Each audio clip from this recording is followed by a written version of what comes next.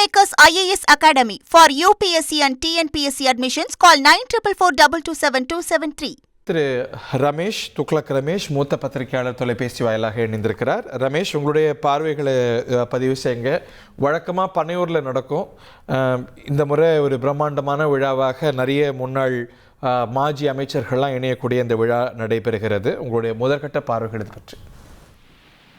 ஏராளமானவர்கள், சில ஆயிரம் பேர் கட்சியில சேருகிறார்கள். அதுவும் 2 மாவட்டங்களைச் சேர்ந்தவர்கள் என்பதால் இந்த இடம் தேர்ந்தெடுக்கப்பட்டிருக்கலாம் என்று நான் நினைக்கிறேன். என்ன ஆனாலும் கூட நான் ஏற்கனவே ஒரு முறை தெரிவித்த கருத்துதான். ஏற்கனவே இணைந்த பிரமுகர்களில் ஒரு முக்கியமானவரிடம் தொலைபேசி வாயிலாகவே என்னுடைய ஆதங்கத்தை நான் பகிர்ந்து கொண்டேன். இப்போது அந்த ஆதங்கம் என்பது கூடுதலாக ஏற்படுகிறது.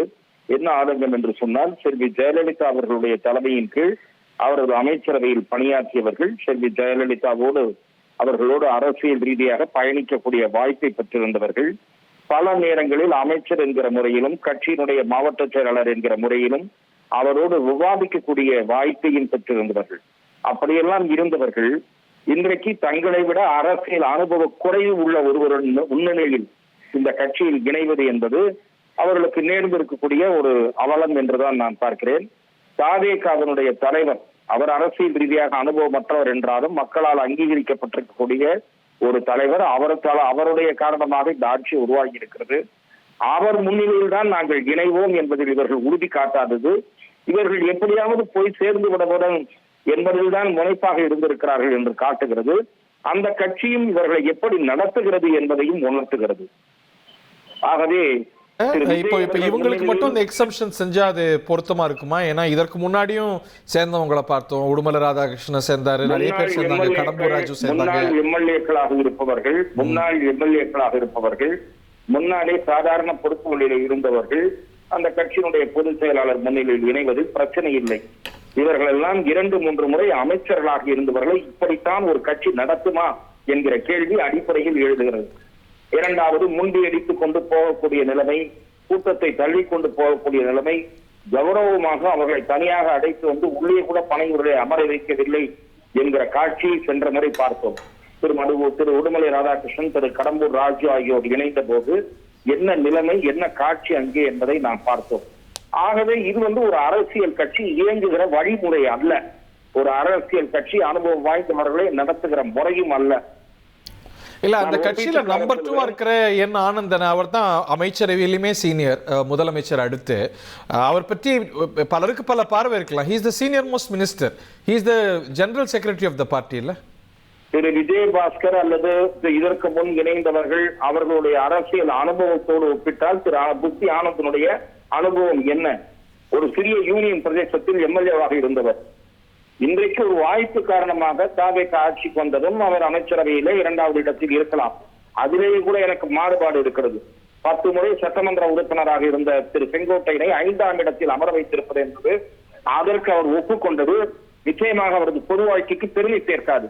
திரு செங்கோட்டையனுக்கு பெருமை சேர்க்கிற செயல் அல்ல. அவர் எம்ஜிஆர் காலத்தில் கட்சி எப்படி இருந்தது, ஜெயலலிதா காலத்தில் திரு கட்சி எப்படி இருந்தது என்றெல்லாம் இன்றைக்கு பேசுகிறார். இல்ல, இவரோட நலம் விரும்பிய நீங்க சொல்லலாம், பொது பார்வையிலும் இருக்கலாம். பட் திரு விஜய் ஒரு மெசேஜ சொல்றாரோ, எனக்கு சீனியாரிட்டியா லாயல்ட்டியா என்றால் லாயல்ட்டி தான் முதன்மை அப்படின்னு ஒரு செய்தியை சொல்றாரோ. நிச்சயமாக அவர் அந்த முதன்மையை கருதி இருக்கலாம். எனக்கென்று ஒரு சுய கௌரவம் இருக்கிறது என்கிற நிலையில் இவர்கள் உறுதியாக நின்று இருக்க வேண்டும். இன்றைக்கு தாவேகாவுக்கு தேவை இருக்கிறது. அடுத்த கட்சியிலிருந்து எம்எல்ஏ கிடைக்க மாட்டார்களா என்கிற தேவையிலும் கட்டாயத்திலும் தாவேகா இருக்கிறது. அப்படி இருக்கும் போது இவர்களும் சம அளவில் சம தோரணையில் பேசக்கூடிய வாய்ப்புடையவர்கள் தான். அந்த வாய்ப்பை தவற விட்டுவிட்டு ஆளுங்கட்சியில் ஏதாவது வாய்ப்புகள் கிடைக்கும், ஏதாவது ஒரு பதவி கிடைக்கும் என்பதற்காக போயிருக்கிறார்களா என்கிற விமர்சனம் வலுப்படுவதற்குத்தான் இவர்களுடைய இந்த அணுகுமுறை காட்டுகிறது. இன்னொரு விமர்சனம், இவங்க எல்லாம் வழக்குகள் சுமப்பவங்களாச்சே, நீங்களும் வாஷிங் மிஷினா அப்படின்னு எதிர்கட்சிகள் கேட்க ஆரம்பிச்சாங்க. அடுத்த முக்கியமான கேள்வி. ஏனென்றால் அது எப்போது அந்த கேள்வி வரப்போகிறது என்றால், இவர்களுக்கு திரும்பவும் வாய்ப்புகள் எம்எல்ஏவாக போட்டியிட வாய்ப்பளித்து, ஒருவேளை இவர்கள் அதாவது அமைச்சர் பதவி வேண்டும் என்ற நிபந்தனையோ இல்லை எதை எதிர்பார்ப்போ இருந்து போயிருந்தார்களானால் அது பூர்த்தி செய்யப்பட்டால் திரு விஜய் அந்த கேள்விக்கு பதிலே கூற முடியாது. விஜய் அவர்களிடம் வந்த பிறகு புனித சக்தி ஆகிவிடுவார்களா? ஏற்கனவே அதிமுகவை ஊழல் சக்தி என்று விஜய் வர்ணித்திருக்கிறார் தேர்தல் சமயத்தில். ஊழல் சக்தியில் தான் தூண்டில் போட்டு ஆட்களை தேர்ந்தெடுத்திருக்கிறார். ஊழல் இல்லாது வடிகட்டி எடுத்திருக்கிறாரா என்கிற கேள்விக்கு அவர் பதில் சொல்ல வேண்டும். முதலில் அவர் பத்திரிகையாளர்களை பார்த்தால் தானே இந்த கேள்விக்கெல்லாம் பதில் சொல்வதற்கு. அவர் சார்பில் பத்திரிகையாளர்களை பார்ப்பவர்களே இந்த கேள்விகளுக்கு பதிலளிக்க முடியாமல் திணறிக் கொண்டிருக்கிறார்கள். அவர்களாக வருகிறார்கள், நாங்கள் எங்கே அழைத்தோம் என்றுதான் சொல்லுகிறார்களே தவிர ஊழல் சக்தியை எப்படி இணைத்துக் கொண்டீர்கள் என்ற கேள்விக்கு திரு நிர்மல்குமாரோ ஆதவ் அர்ஜுனாவோ இதுவரை பதிலளிக்க. நிர்மல்குமார் என்ன சொல்றாரு, யார் வந்தாலும் அவங்களுக்கு சமரசம் கிடையாது, நாங்க எந்த காம்ப்ரமைசஸுக்கும் இடம் கொடுக்க மாட்டோம் அப்படிங்கிறாரு. அவர்கள் மீதான வழக்குகளை இந்த அரசு நேர்மையான முறையில் கொண்டு செல்லுமா, let this government will allow its logical conclusion என்பதை நாம் பொறுத்திருந்து பார்க்க வேண்டும். இப்போ நாட்டில் இந்த தூய சக்தி, பார்ட்டி வித் டிஃபரன்ஸ் இப்படின்னு நிறைய கோஷங்களை வச்ச கட்சிகள் உண்டு. பிஜேபி கூட பார்ட்டி வித் டிஃபரன்ஸ்னு சொல்றவங்க தான். அவங்க யார் மேல கேசஸை பர்சியூ பண்ணாங்களோ அவங்களே அழைச்சிருக்கிறாங்க. பட் ஒரு ரியல் பாலிட்டிக் யதார்த்தம் என்று பார்த்தா அந்த ஒரு தூய்மைவாதத்துக்கு இன்னைக்கு இருக்கிற உலக அரசியல்ல இடமே இல்லை இல்லையா? அதாவது நீங்கள் கூறியது போல நீங்கள் மறைமுகமாக கூறினாலும் பாரதிய ஜனதா கட்சி குறித்து இந்த விமர்சனத்தை முன்வைத்த இடதுசாரிகள், பிசிக போன்ற கட்சிகள் இன்றைக்கு கனத்த மௌனம் காப்பது வியப்பை அளிக்கிறது. நீங்கள் வாய்ப்பிலேயே இந்த இன்றைய அரசியல் சூழ்நிலைக்கு அதற்கெல்லாம் வாய்ப்பு இருக்கிறதா என்று கேட்டால் வாய்ப்பு இல்லை என்று நான் சொல்ல மாட்டேன். மக்களை சந்திக்க நாங்கள் தயார் என்று அவர்கள் புறப்பட தயாராக இருக்கிறார்கள்.